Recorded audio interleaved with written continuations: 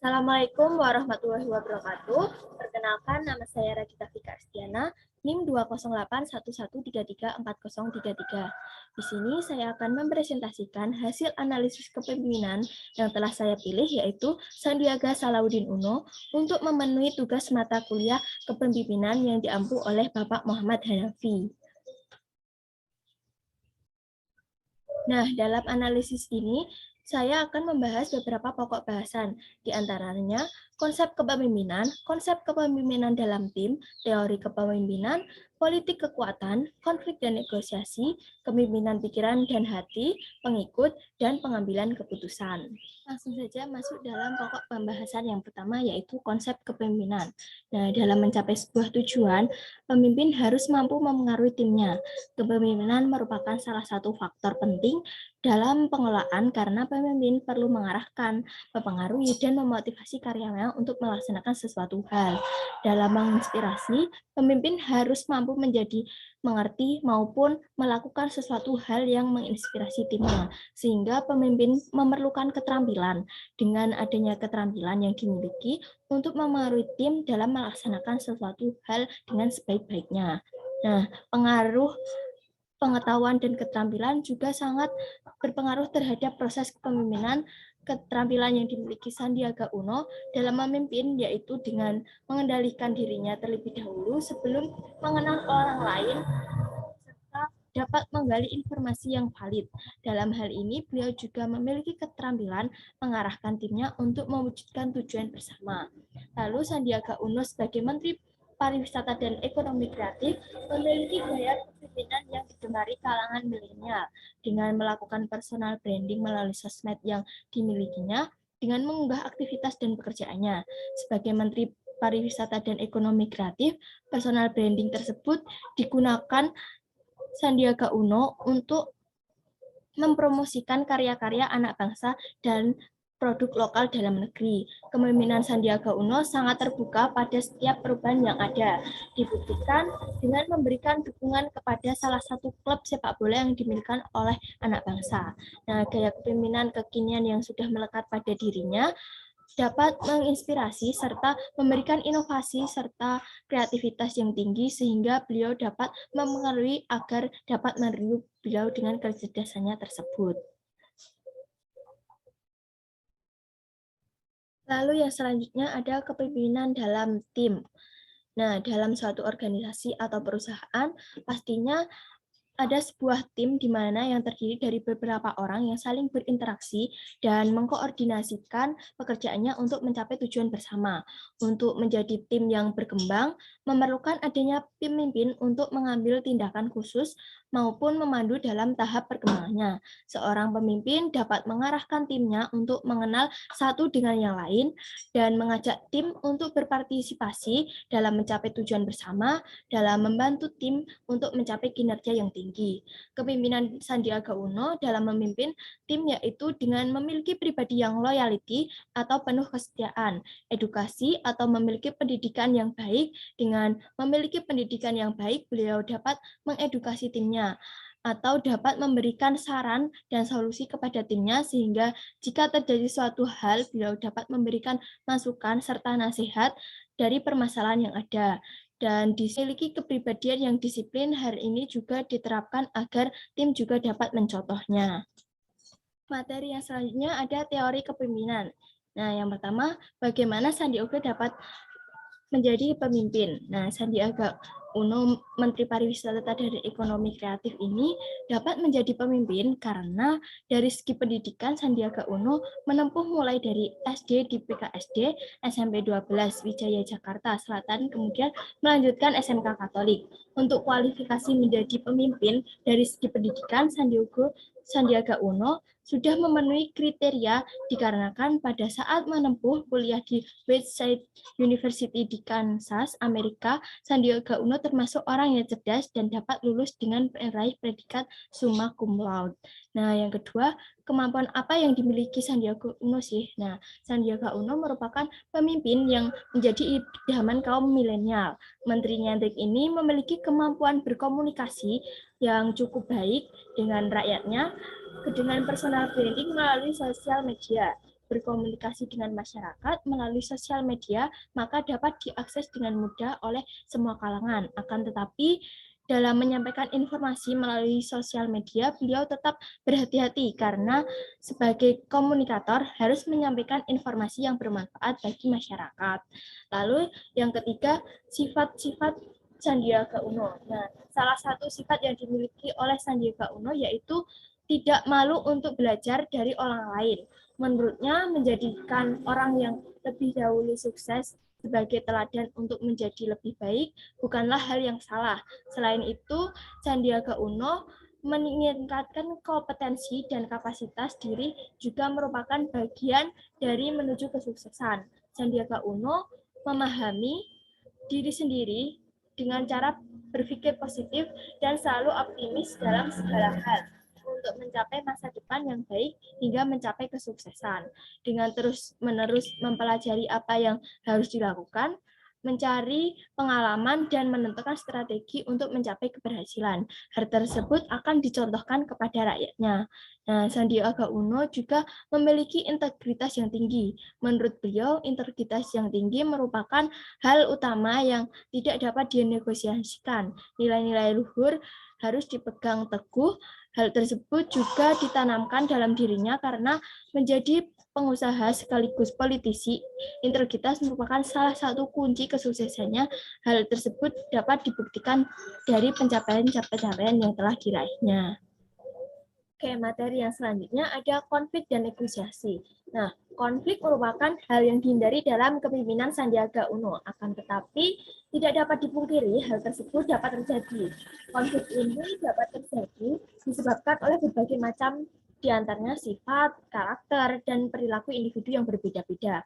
Konflik sendiri memiliki pengaruh yang berbeda, ada yang positif dan negatif. Kedua konflik tersebut dapat menyebabkan perubahan kepada kepemimpinan Sandiaga Uno. Nah, pengaruh terjadinya konflik dalam kepemimpinan Sandiaga Uno ada hal negatif yaitu menyebabkan terhambatnya kerjasama, di mana hal yang telah direncanakan berdampak buruk, saling menjatuhkan, merusak sistem organisasi, menurunkan mutu pengambilan keputusan, dan kehilangan waktu kerja karena waktu produktivitas organisasi digunakan untuk menyelesaikan konflik tersebut.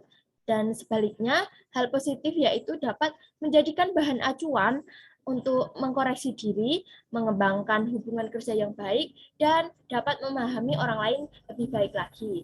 Lalu, dalam mengatasi konflik, Sandiaga Uno memerlukan kecerdasan emosional. Nah, karena memiliki kecerdasan emosional yang cukup, baik untuk mengendalikan diri serta menunjang karirnya. Menurutnya, dalam meningkatkan daya saing, kecerdasan emosional merupakan hal yang paling utama karena sasaran yang dituju adalah manusia, sedangkan manusia merupakan makhluk yang kompleks sehingga tidak hanya aktivitas integral akan tetapi emosional sangat diperlukan. Materi yang selanjutnya ada politik kekuatan. Nah, Sandiaga Uno merupakan seorang yang dipercaya untuk menjadi Menteri Pariwisata dan Ekonomi Kreatif untuk menggantikan Wisutma. Nah, sebelum Sandiaga Uno berkecimpung dalam dunia politik dengan menjabat sebagai Wakil Gubernur DKI Jakarta. Setelah resmi dilantik oleh Presiden Joko Widodo, Sandiaga Uno langsung gerak cepat untuk memastikan proses pengembangan terhadap 5 destinasi pariwisata. Hal tersebut dilakukan sesuai dengan arahan yang diberikan. Persiapan dilakukan mulai dari infrastruktur, seni budaya, kuliner, kostum, hingga pernak-pernik yang berhubungan dengan destinasi wisata tersebut. Dalam politik organisasi, untuk mendapatkan dan meningkatkan perekonomian dalam sektor pariwisata dan ekonomi kreatif, Sandiaga Uno membuat panduan mengenai pengembangan desa kreatif. Hal tersebut sebagai upaya untuk menggali dan mengembangkan potensi kreativitas masyarakat yang ada di tanah air dan dapat menjadi kekuatan dalam memulihkan perekonomian dengan terbanyak terbukanya lapangan pekerjaan. Kemenparekraf juga berkomitmen terhadap produk unggulan dan ekosistem ekonomi kreatif, di mana hal tersebut menjadikan peluang usaha dan lapangan kerja untuk masyarakat dalam sektor ekonomi kreatif. Nah, di sini ada beberapa contoh desa kreatif yang telah didatangi Bapak Sandiaga Uno. Lanjut ke materi yang berikutnya, yaitu kepemimpinan pemikiran dan hati. Nah, sebagai Menteri Pariwisata dan Ekonomi Kreatif, pastinya di dalam diri Sandiaga Uno memiliki kreativitas dan inovasi yang tinggi dalam mengembangkan sektor pariwisata maupun ekonomi kreatif. Hal ini dapat dilihat dalam mengembangkan sektor pariwisata, Sandiaga Uno menjalankan dengan 3 cara, salah satunya yaitu kreativitas dan ekonomi. Nah, inovasi yang dilakukan oleh Sandiaga Uno yaitu dengan pendekatan teknologi digital yang dilakukan di bidang seni budaya, kuliner, dan fashion.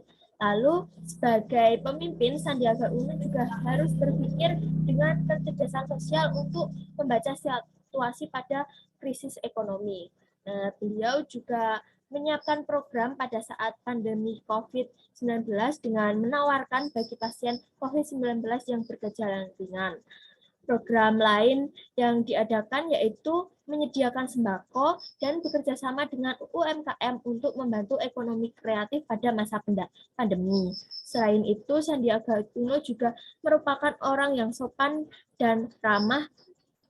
Dan selain itu, dengan kecerdasan sosial, Sandiaga Uno juga menggunakan kecerdasan intelektual yang dimilikinya dengan pola pikir dan ide yang cemerlang, di mana Sandiaga Uno memimpin dengan pernah mengadakan beli kreatif lokal, yaitu gerakan di mana melibatkan 3 juta UMKM di seluruh Indonesia. Program tersebut bertujuan untuk meningkatkan ekonomi kreatif dan memperluas pasar, serta memberikan fasilitas kekayaan intelektual kepada para UMKM di seluruh Indonesia untuk mendapatkan manfaat ekonomi yang optimal. Materi yang berikutnya ada pengikut. Nah, kepemimpinan Sandiaga Uno dalam memimpin pengikutnya yaitu dengan memiliki pribadi yang penuh kesetiaan dan pendidikan yang baik. Dengan memiliki pendidikan yang baik, beliau dapat mengedukasi pengikutnya dan memberikan serta saran solusi kepada pengikutnya sehingga jika terjadi sesuatu hal, beliau dapat memberikan masukan dan nasihat dari permasalahan yang ada. Nah, di sini ada salah satu contoh Sandiaga Uno memberikan solusi kepada emak-emak UMKM di desa Cikolelet. Nah, dalam memimpin, Sandiaga Uno juga menerapkan prinsip FAS, yaitu Fatonah, Amanah, Sidlik, dan Tablik, di mana dalam memimpin harus cerdas dan terus belajar serta dapat dipercaya sehingga apa yang disampaikan merupakan kebenaran. Dengan membangun kepercayaan serta hubungan baik dengan pengikutnya, Sandiaga Uno lebih mudah dalam memimpin pengikutnya, serta dalam mencapai sebuah keefektivitasan, Sandiaga Uno memastikan semua hal dibutuhkan oleh pengikutnya dalam mencapai tugas terpenuhi sehingga dapat tercipta produktivitas kerja yang lebih tinggi. Nah, materi yang terakhir ada pengambilan keputusan. Nah, Sandiaga Uno merupakan pemimpin yang tidak melaksanakan tindakan-tindakan bersifat operasional secara sepihak, akan tetapi mengambil keputusan dan menentukan kebijakan. Mengambil kebijakan dengan menggunakan orang lain untuk melaksanakan keputusan yang telah diambil. Dalam mengambil keputusan, ini Sandiaga Uno membutuhkan kecepatan serta ketepatan agar tidak merugikan, karena pengambilan keputusan merupakan hal yang menjadi patokan dalam melakukan tindakan ke depannya. Pengambilan keputusan ini juga menjadi tolak ukur serta kredibilitas yang dimiliki yang berpengaruh dalam persepsi masyarakat terhadap beliau. Selain itu, ada contoh pengambilan keputusan yang dilakukan oleh Menteri Pariwisata dan Ekonomi Kreatif ini, yaitu melakukan kolaborasi dan meningkatkan perekonomian di masa pandemi, di mana dalam kolaborasi tersebut melibatkan semua pihak, mulai dari pemerintah pusat, pemerintah daerah, kementerian, lembaga, akademisi, serta masyarakat dan dunia usaha. Sandiaga Uno juga membentuk penekanan angka COVID-19 dengan memberikan bantuan medis, penyediaan kamar bagi pasien, serta bantuan pangan.